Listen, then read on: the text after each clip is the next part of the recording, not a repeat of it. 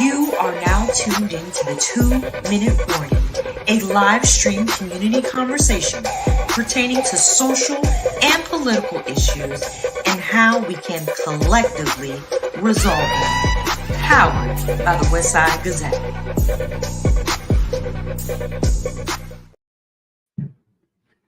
Good evening and welcome to the 2-Minute Warning.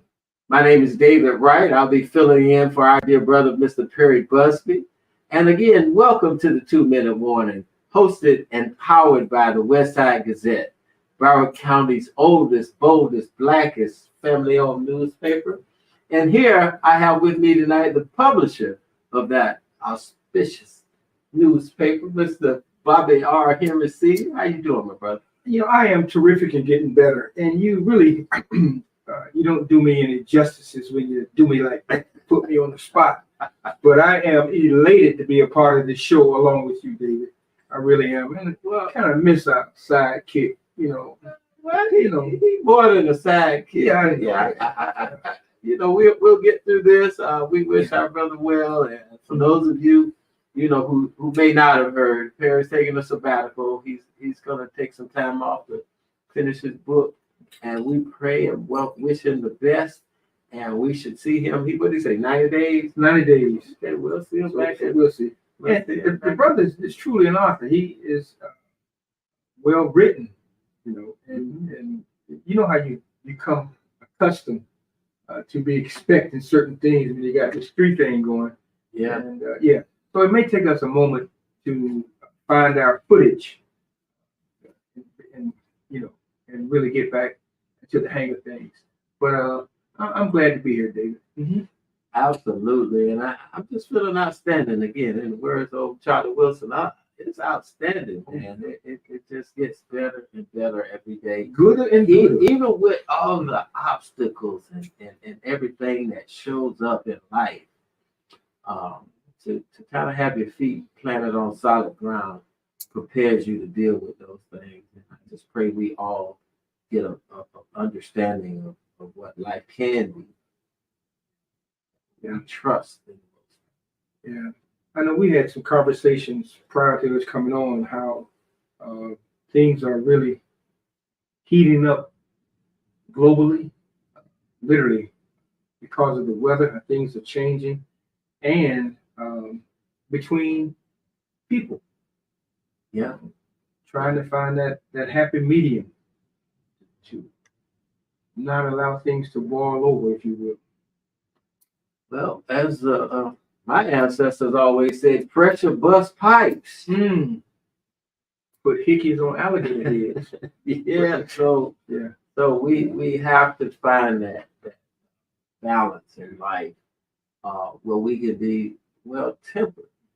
We don't allow things to boil up to get to that point.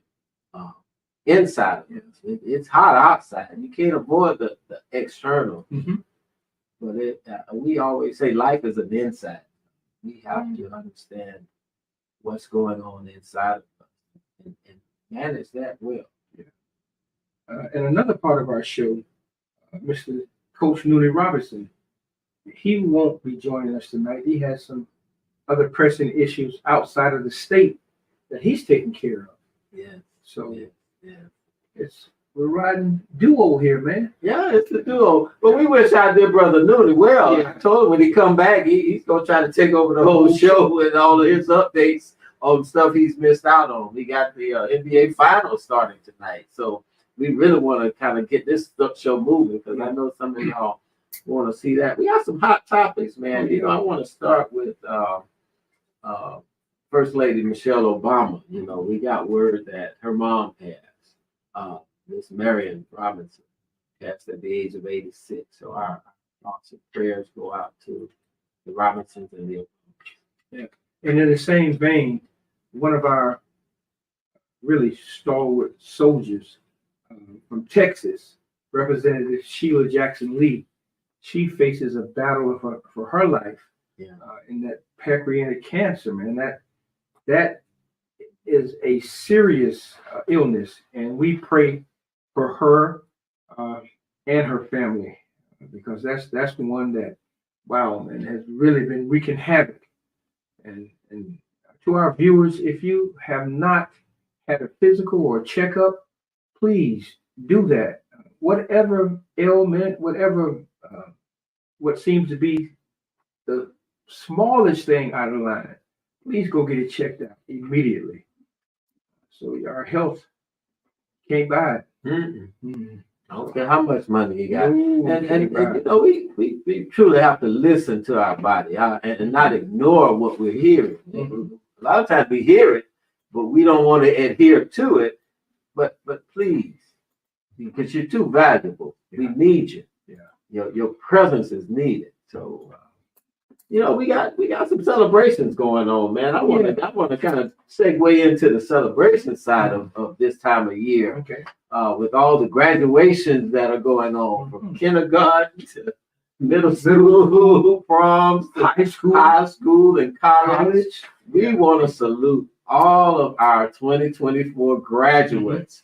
I mean, the Westside Gazette did it. They do it every year. They salute our both high school and collegiate graduates. I'll just let you. Well, not only from our family perspective, but there are those who are close as family who are also graduating. You know, I mean, we have two outstanding family members, O'Sheen Whitaker and Ben Joseph. Both of these graduated from high school with honors. O'Sheen graduated in the top of her class, and she's headed off to Florida A&M University. Right on, O'Sheen. And then Ben, he graduated with a 3.5 or 3.7 average, and he's on his way to Florida A&M University as well. And so we say congratulations to them. And we also have two of our outstanding youth writers. They will be leaving us. Both Layla Davison, she's headed to Florida A&M University, and Samara Rawls, she's headed to University of Florida. So we have two vacant spots. We need two youth writers to come in and fill those spots. There are a lot of other graduates. I can go down the page and call them, but you know, I think it's best if they get a copy of the paper. Yeah, please. Or go online and do the paper. Please go online and stop by your neighborhood store and pick up a copy and get a hard copy. Yeah. And salute the graduates. Absolutely. Yeah. Absolutely. But before we jump into our topic tonight, which is democracy will not die, not on our watch. Not on our watch. And before we get into this event that's coming up this weekend, there's just a couple of other things, man. Out here, right outside of DC, man, they getting tornadoes. Wait, this alley is moving? It's moving east, northeast. And people are there like looking like tourists, like they ain't never seen nothing like this before in the suburbs of Washington, D.C. Tornadoes, trees falling on houses. So, you know, guys, this heat, this climate change is something serious. So we definitely want to adhere to it. One of the persons that were interviewed was asked, well, what did you do? Well, what should you? They said, I don't know what to do about a tornado. We ain't prepared for this. Oh yeah. You know, and also we're getting into hurricane season here. And so again, we want to reiterate that. Get your water, get your canned goods, do the things, your batteries, your flashlights. Adhere to, I think the city of Fort Lauderdale, Vice Mayor is having a forum coming up this week. So we definitely want to make sure we're prepared. You don't want to put it in the hands of the emergency 911. They ain't coming. And please don't wait. If it's on your mind, do it now. If your generator is in the back of your garage, get that generator out of there. Create you a hurricane safety box with all of your medicines and your important papers. Everything you need to do. The Westside Gazette will be producing a hurricane guide along with a lot of other sources. So please make sure you are prepared and don't wait till the last minute. You know, you might, we don't want you to wind up in high, you know, without being prepared. See, we got several viewers joining us right now. Miss Susie Copeland, good evening. Brother Wesley Boyd, Miss Patricia West, and Miss Susie Copeland again. Thank you so very much for joining us. Yes. And remember to always click on subscribe and like on whatever platform, YouTube or Facebook. Mhm. So we got a big event coming up, man. You want to kind of give us a little segue on that? With the NNPA? Are you talking about another? Well, if you're there, it's definitely the NNPA. Yeah. But we got some caucus action going on in the state of Florida. Yes, we do. I wonder if we can cue that video up, and we'll jump off into it. Because what's getting ready to kick off is the Democratic Black Caucus of Florida is having their 41st annual conference. 41st. That's a long time. Yeah. So. Yeah, for some of us that may have not known. Hey everybody, it's Tennessee State Representative Justin J. Pearson. I am so honored to be the keynote speaker at the 41st Black Caucus Conference and Gala, June 7th through the 9th in Orlando, Florida. I am so excited to be around Black Democrats who believe in freedom and liberty and justice for all, who believe in lifting up the voices of those who've been told that they're voiceless, who believe in building community where others have tried to build division. I'm so excited to join you June 7th through June 9th, and I want to see as many of you there as possible. Please go to the link in the bio or the link at the end of this post to join us. Can't wait to see you in Florida, and let's keep going. All right. Now that Doesn't that make you feel good? I'm ready. You know, people, we sit around and we talk. Well, our young people are not doing this and they're not doing that. Well, that brother Justin Jones Pearson just dispelled any myth about young folk who are not socially or culturally or civically involved. You know, so I mean that made me feel really good. Absolutely. And you listen, Jones, because I hear he's going to be there too. So We're going to have 2 out of the 3 Tennessee 3 Justins at this particular conference. Now, a little bird told me that somebody from the NNPA is going to be there too. NNPA? Yeah, he is. He is. They have a plethora of activities planned. And well, let's do this. Let's before we get into that. You mind if I bring on our first guest? Sure. Go ahead. Okay. Well, it's an honor for me to do this. One of the persons who has been involved with the caucus for a few years and is in her own right a trailblazer in herself is Miss Christina Forrest. Christina is a dynamic leader. She is the first vice president for the Democratic Black Caucus of Florida. She has a strong interest in advancing the Black community. She founded the Santa Rosa County chapter in 2017, promoting political awareness and voter participation. She is a veteran, too, of the United States Air Force, so she understands what it means to thrive under pressure.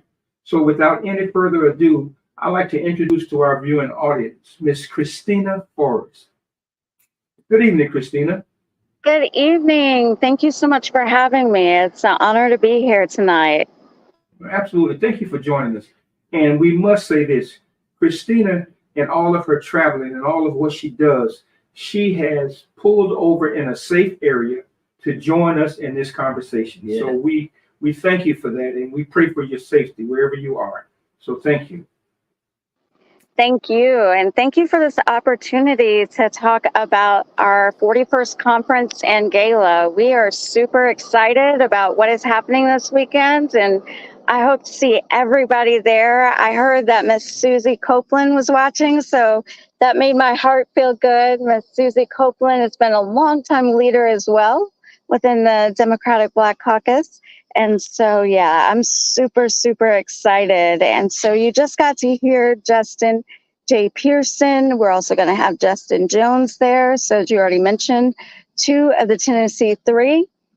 It's going to be an amazing, amazing time. So yeah, please definitely come on out. Check us out this weekend. We're going to be out at the Rosen Center near the Convention Center. And there's going to be so much going on. Okay. So our next guest I'm going to bring on is Miss Jill Lewis Daggs.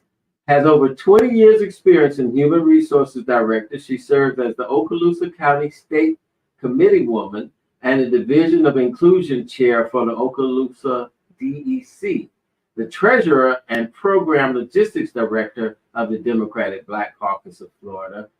without any further ado, we want to go ahead and bring Miss Jill on and let her tell us a little more about herself.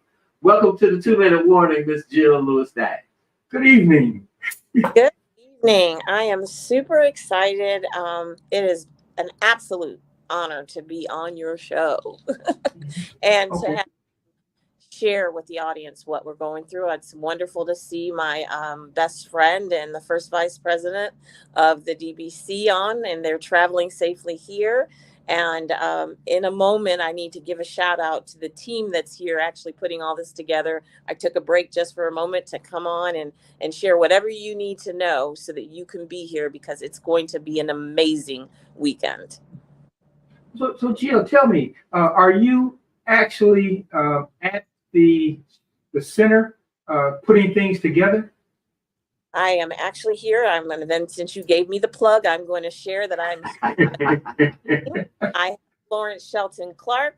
Susie Copeland is here, but she jumped on. I have Ornetta Slaughter, Francine Garcia, Lillian Lockett, her husband William, Wes Hodge is a candidate that came over to help us. Our President Trevor Mallory is on his way, and we have been working all day long since 7 o'clock this morning, and we have about 5 more hours till we get it set so that on that Friday and Saturday it will be phenomenal. I have I think the best thing I can say is I like things to be fabulous. I want you to feel like it's fabulous.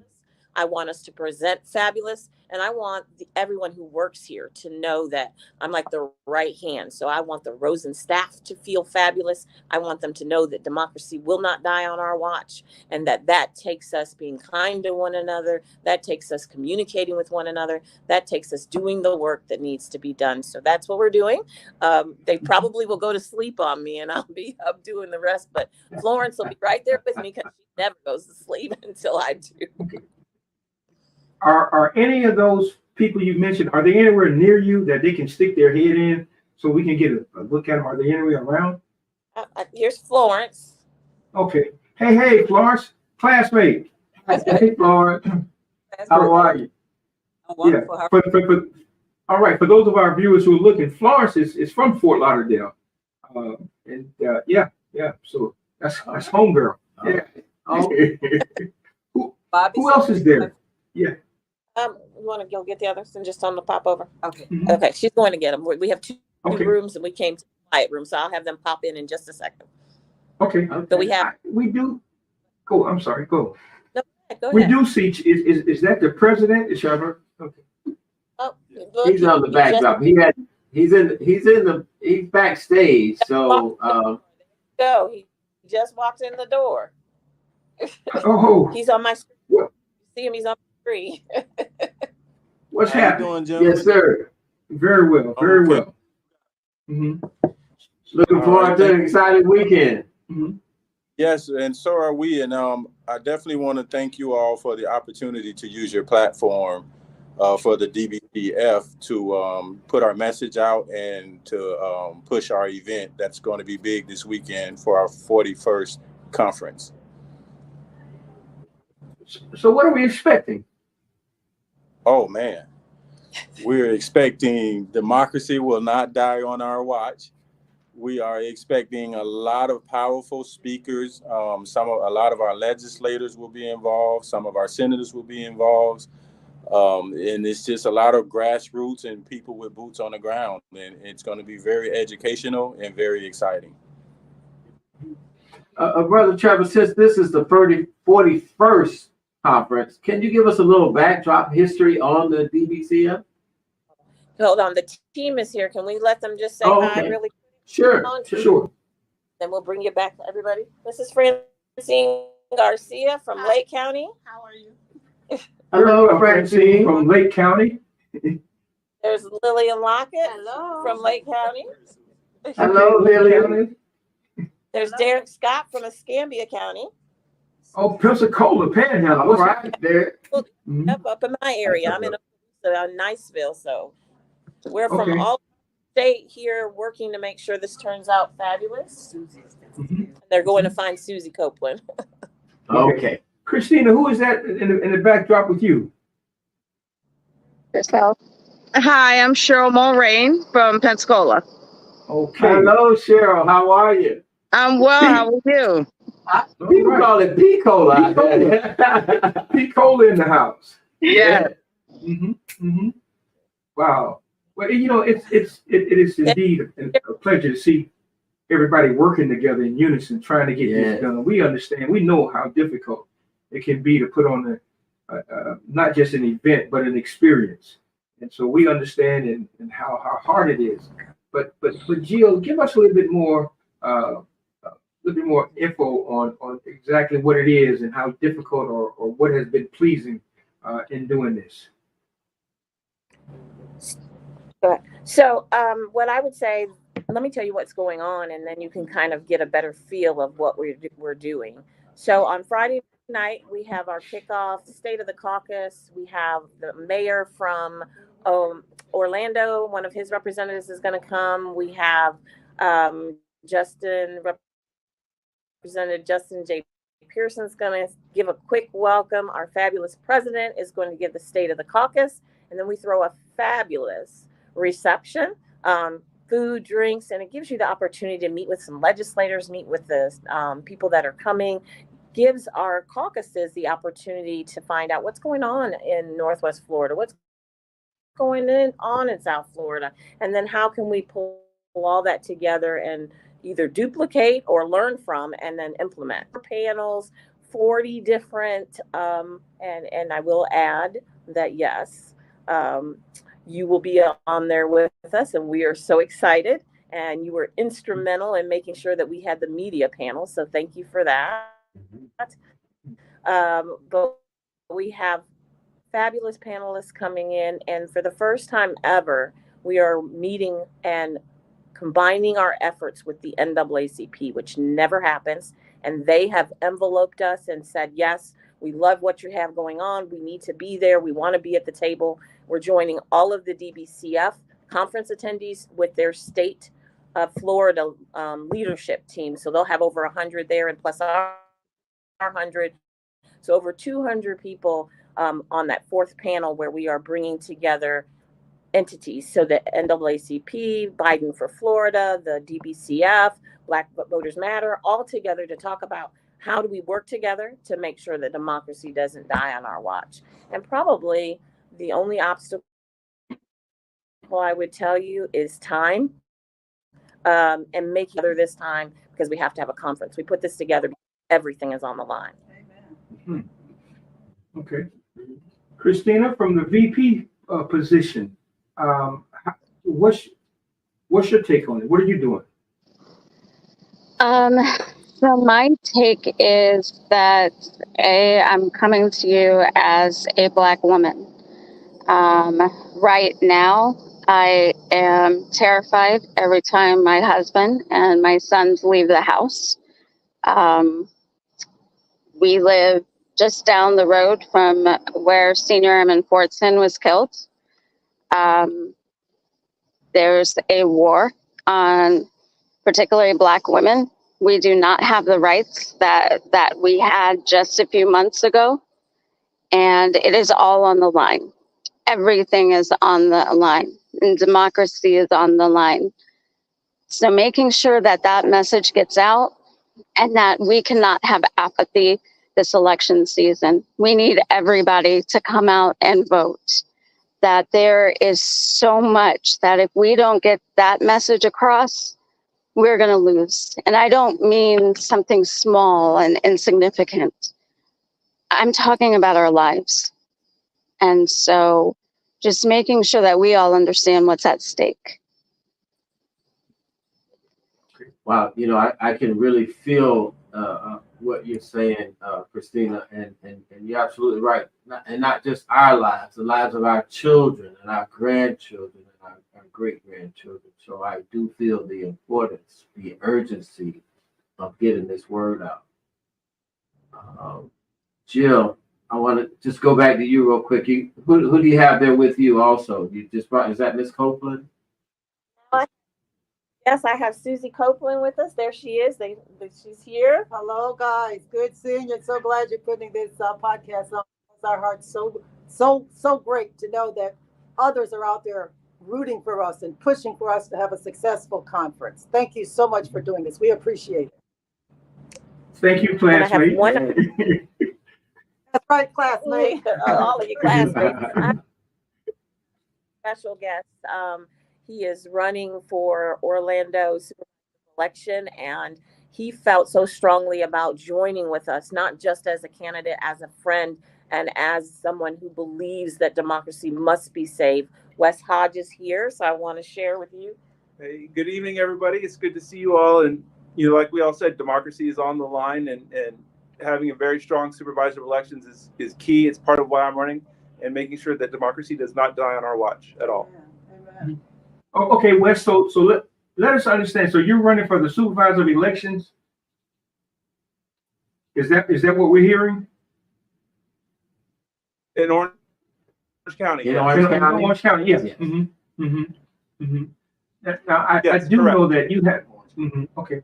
I do know that there are some strong workers that I know personally, Miss Susie Copeland, Miss Florence Shelton, so much so that they've been going out throughout neighborhoods and at-risk neighborhoods, if you will, to make sure that literature is being given out and encouraging people to vote. What are you doing, Wes, to make sure that happens? Well, we are in the middle of a special election right now in the city of Orlando District 5, which is a predominantly African-American access seat. And so for the last 2 months, I've actually been out in the neighborhoods, walking with the various candidates, handing out their literature and letting voters know that we do have this special election. There's a runoff on June 18th. So I'm very much an on the grounds kind of person, and making sure that people know that there's an election coming up and they need to have their voice heard. Now, Orlando is a very diverse county. So are you guys able to reach the masses in this diverse community? We are, you know, the disappointing thing was on the initial election back in May, we only had 10% turnout, but we're continuing to work the neighborhood. We're continuing to walk on the streets and continuing to tell the voters that they need to have their voice heard. We're doing multilingual outreach. We're doing Spanish and Haitian Creole as well. So, you know, like I said, we are a very diverse community, and we're making sure that the voters have the information they need and the language they're most comfortable with. Awesome. Well, we here in Broward County was supposed to be, or claimed to be, one of the bluest parts as it pertains to Black folk. Now, there was a drop off, and trying to reassure or convince or get people to truly understand what it is and what it means, especially this coming election, has been difficult. And not throwing shade, but just that the Democratic message is not really resonating to the point where we need it. Let me go to you, Christina. Are you?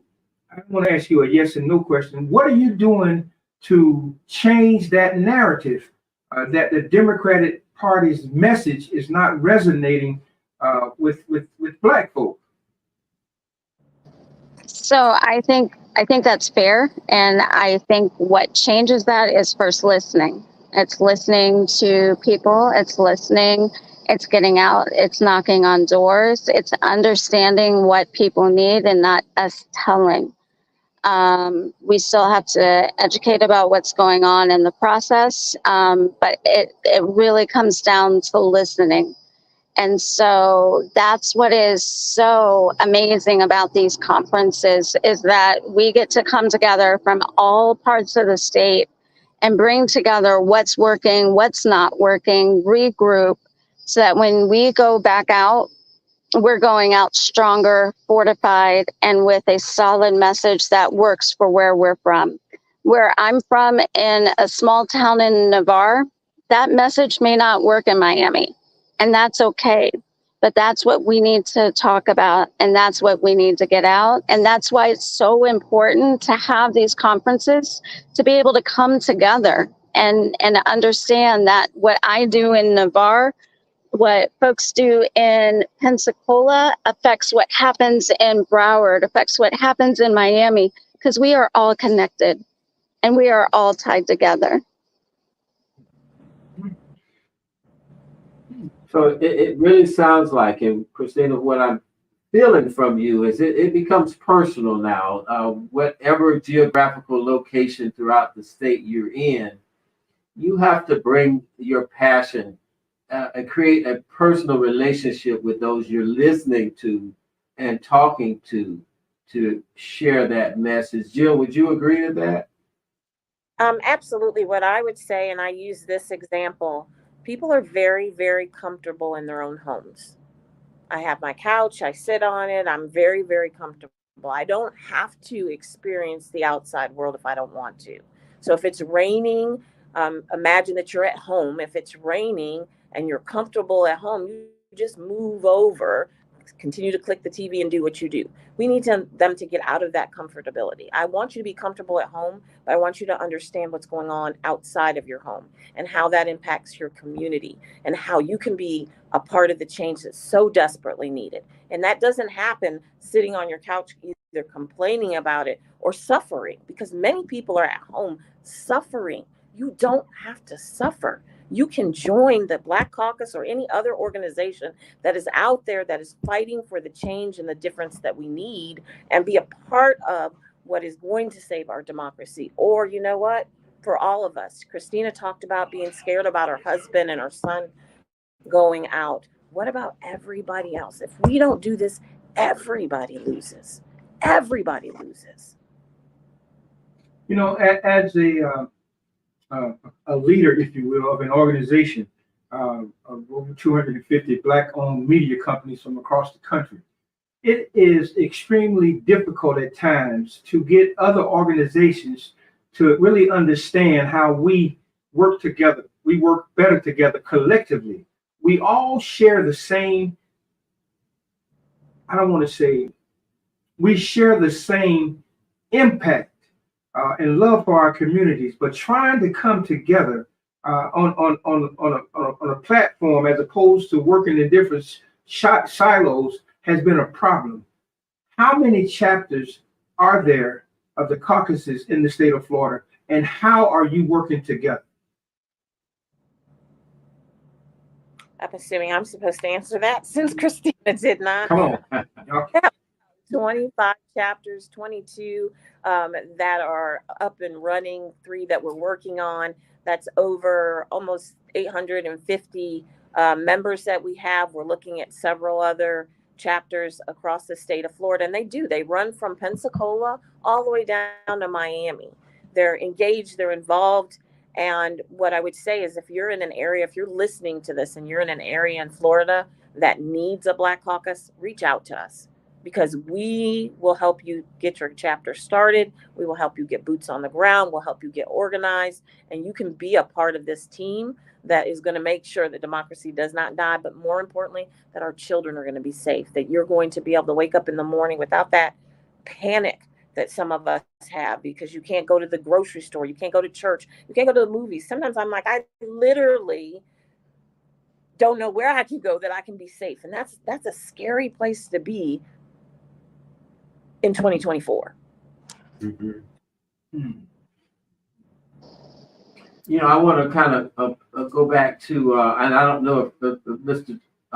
Trevor Mallory is still there, but I did want to go back to just a little, helping our audience understand a little bit about the history of the BBCF. Brother Mallory, help us out there if you can.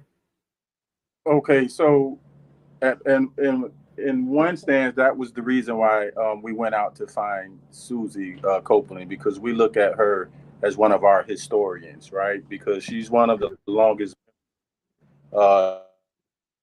in the history of the Democratic Black Caucus of Florida. So I think that I would rather give her the honor to give you guys the history and a little bit of history about the Democratic Black Caucus of Florida. Mm-hmm. And personally, sure, you know, me as a girl dad, I'm a father of 4 daughters. I do not not one bit of pushing our women, our sisters up front, right? I know how to play my position. I don't necessarily have to be the smartest or the loudest one in the room, especially when I'm surrounded by so many strong women. And as our first vice said, you know, it's a war out here on our women because they don't have the same rights they just had 4 months ago. So I would like to just step back sometimes and let these women really shine. And part of our problem, I think, in the African American community is we have to get more African American men that look like us to the voting polls. Black women are the backbone of the Democratic Party when you're talking about voters, and that's a fact. That's a statistical fact that's been proved a little bit more, and to show up to vote a lot more, then I think it will be a different race and a different time for the Democratic Party. So I just want to step back a little bit and let Ms. Copeland give you guys a little history on the Democratic Black Caucus.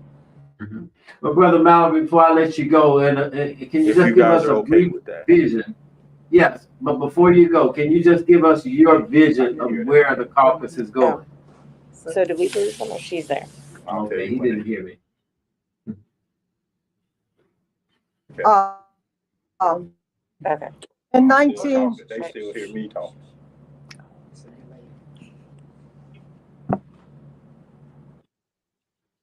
We can hear you, Susie. We can hear you. Okay, while they're doing that, Jill, Christina, they seem to have some difficulties. There was full speed on that's going to be a very powerful. Are you good? Trevor made a statement. Okay. Go ahead. Go ahead.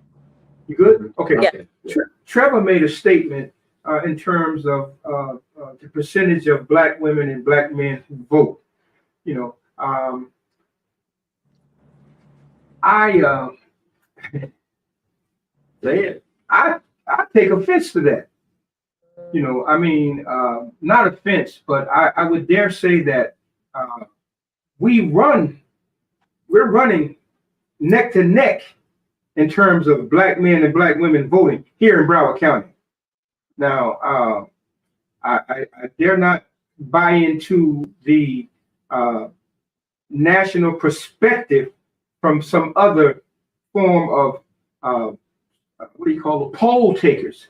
We have to be really mindful of those polls, who's taking those polls, and what are their reasons for presenting them in the manner that they're doing. Who are they polling? You know, are they polling?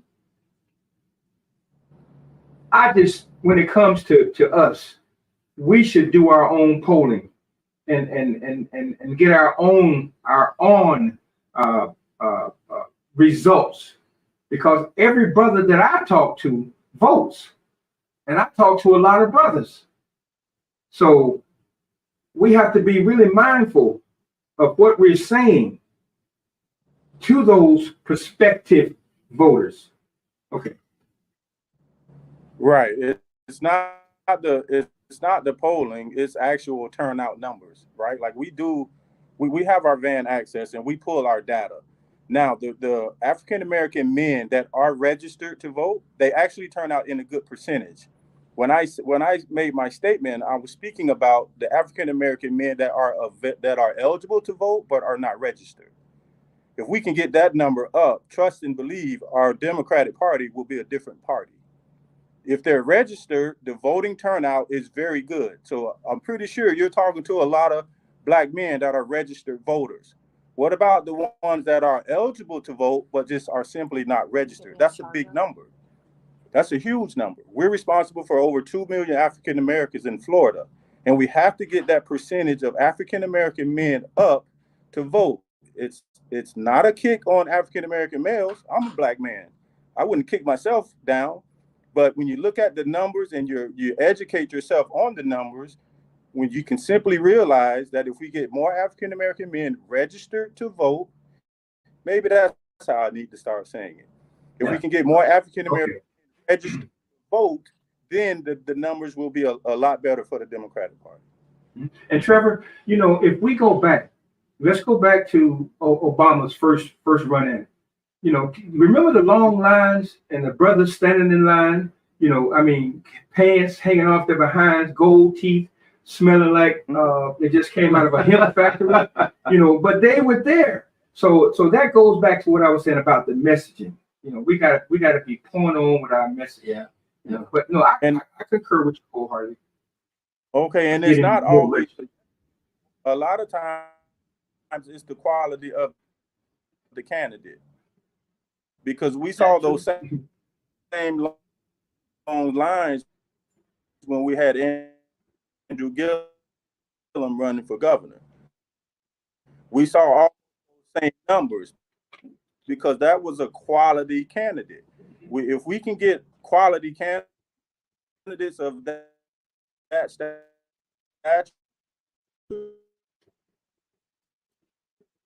okay.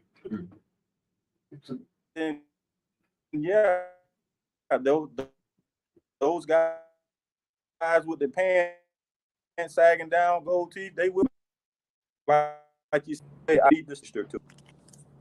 Okay.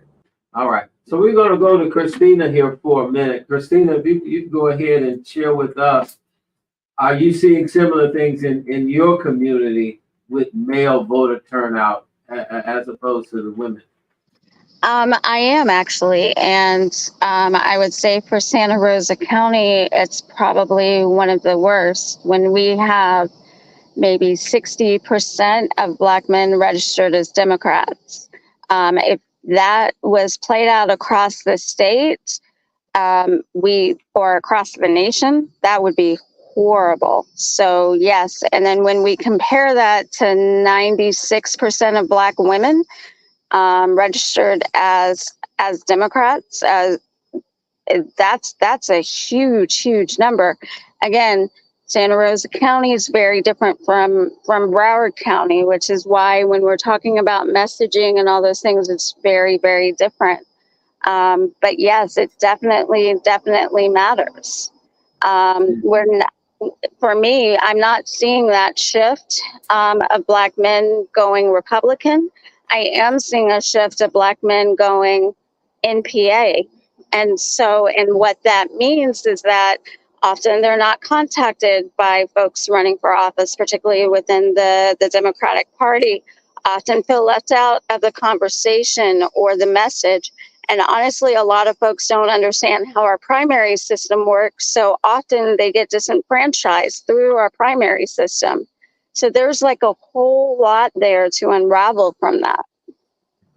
And we have a short time to unravel that. Mm-hmm. You know, this election is coming up, and it's coming up quick, fast, and in a hurry. Yeah. You know, and I see our viewers. Yeah, we got some comments coming in. Miss Rachel Johnson, as well as Miss Linda Rahim. But let's see what Rachel says. I agree with him. Lots of Black men are not registered and are saying that they are not voting because of the way we are going to do what they want. Okay, and then some say that the 45 because of who. Stop. We're not even going to read that. We're not going. And Rachel, we're not going to read any more comments. Yeah. You know, but here's a positive. No, and it should be a positive spin on this. That we do inform our voters. And again, it's all about the messaging. It's all about speaking the right language. Yeah. And Christina said it so eloquently. We have to listen to what people are saying. And when they speak the untruths, we have to passionately address that and share information. And I must say this. Sometimes I can be that person, and I don't mean to offend, but we have to write the narrative that is for us. You know, I'll give you an example, then we're going to go on. how many times have you heard people say Negroes act like crabs in a barrel? We're always pulling each other down. Well, if you know anything about crabs create bridges to help other crabs get out of hot spots. If you ever put crabs into some boiling water, you see how they cling to each other, trying to create a bridge for the other ones to crawl out. We need to write the narrative for us, not depending on somebody else's narrative about us. So let's be careful, and especially coming from the Democratic Party. And use it accurate. Yeah. Now, Sister Johnson did come back and apologize. She said she was sorry. She was just trying to speak to that craziness that's going on out there. And Sister, I understand, but there's just something we don't give credit to on this show. So thank you so much. Thank you so much. Sister Jill, just kind of continue to give us some insight now on what's going to happen this weekend. We've been back and forth. What's going to be the takeaway from those that attend this event? What can they bring back to their communities and be an impact? So I would say the first thing that they're going to take back take from us and take back to their community is that there's Democrats here that absolutely care. That we have shown you that there are candidates that are running up and down the ballot, that we have shown you that there are ways to partner with nonprofits and 501c3s and C4s, and that everything is on the line. I think what we tried to create are panels that are talking about the issues that are plaguing all of us. That we have a panel that is going over media and why are we not using Black media. We have a panel on faith-based, and why is it that some of our faith-based spaces, the leadership does not feel like they can just say, go vote or register, not for who, not when, but just that you need to do it. We have a space where Black men are going to be on the panel, and they're going to talk about, is the messaging okay? And then we're bringing in our heavy hitter. We're gracious and honored to have Representative Justin J. Pearson. He is young. He is fighting. He's been removed. He fought to get back on. He's fighting again. And he, I believe, is going to give a voice, a truthness to our young people and to our seasoned people, to all of us. I think they're going to be able to sit in that room with over 200 people and say, that's truth. Not what I hear on TikTok, not what I see on Facebook, not what I see on the news, but this is truth, and take it back to their friends and family and then share that. And now we're on a whole different playing field because we don't have a way to get into the TikTok scene fast enough because they hear it. And I have a 23-year-old and a 27-year-old, and my kids tell me, Mom, but they say this and they say this, and their friends say, but Miss Jill, and I'm like, yes, I know what you're hearing, but you know who they will listen to? Somebody that's their age, someone who is walking and talking and living it, someone who was removed because he was saving the lives of children and then had to go back into his community and get reelected, and then is now fighting to get reelected yet again. He's coming all the way to Florida because he sees the trouble, he sees the frustration, he sees the pain, and he knows that if we don't take back Florida now, the entire United States loses. Everyone loses. And Jill, you said something. The key word for me is fight. Now I know those that are my age, when we say fight, we think of a physical confrontation. I'm talking about fighting with anything that's necessary, by all means necessary. Don't come to me whining because you're outnumbered in the house or you're outnumbered on the other side. So you're outnumbered. We've been outnumbered all of our lives. Come to me with bruised knees and busted up hands and, show me that you've been fighting. We are not fighting. You talk about democracy will not die on my watch. If you're saying that, then that means you're talking about a fight. You're not talking about going peacefully into the night, ride off on some horse into the shadows. You're talking about fighting.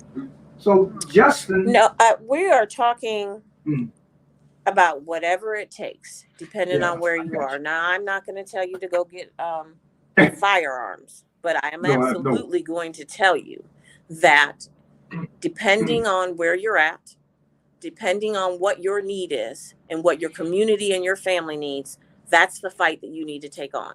You can no longer sit silent. You can't expect the seasoned people to do it, and we can't rely only on our young people. This is where everybody, all ages, has to jump in, has to fight, and that's what we're doing, whatever that means. And Sister Linda, is that Linda Rahim? Mm-hmm. What Linda says, this is a form of fighting, and this is a tool in the arsenal of fighting. What are Black voters saying about voting by mail? And what is the strategy to get Blacks to the polls? These are, yeah. He's talking, I can't hear. I'd like to hear either one of you, Christina or Jill, answer that one. Now, what are we doing to make sure that we're ensuring that people can vote by mail and getting them to the polls? And I see our candidate for SOE is there as well. So that is one of our major initiatives, is to rebuild the vote by mail. For those who don't know, DeSantis threw everybody off of the recurrent vote by mail. So we had to go back and we have to now re-register everybody to vote by mail. There's going to be a lot of folks who are going to be upset because they have gotten a vote by mail ballot every single year, and this year it's not going to come because they didn't re-register. So a lot of it has to do with education, getting the message out, and that is something that we are working on across the state, making sure it happens in every place that we are. So that is huge, and that's the pathway forward, and that's the pathway to victory. And we have to continue to do so. Jill, did you have anything you want to add to that?